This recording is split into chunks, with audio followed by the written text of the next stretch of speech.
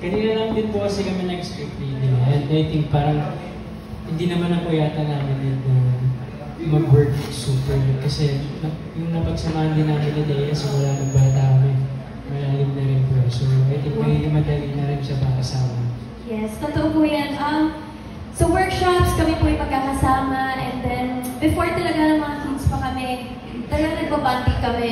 Now lang na nag-separate, parang hindi na kami masyado nagkakasama kasi ibang show siya, then ibang show ako. Pero this episode, I think, wala naman sigurong challenge mo. For real, kasi diba ngayon, currently meron kang Unbreak My Heart. Yes po. Tapos, eto, kasama ka naman sa legal student process. Sa palagay mo, parang yung pagtutuloy-tuloy ng mga projects mo, especially with GMA Network, masasabi mo parang this is your year. This is my year.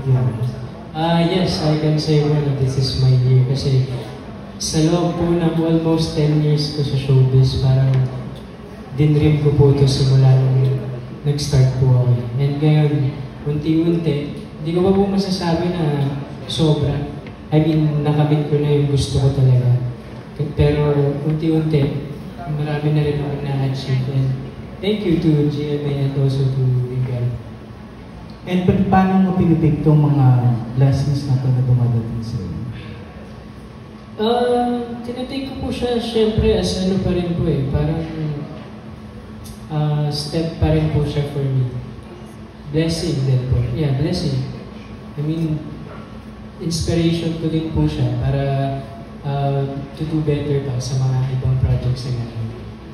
And for Althea, parang hindi naman ito yung first time, no? Kasi napanood na kita dun sa mga previous episodes ng Legal Student. Yes po, as a suki na rin po. Thank you. So anong pakiramdam na parang gusto ka ng collaboration ng Legal and GMA?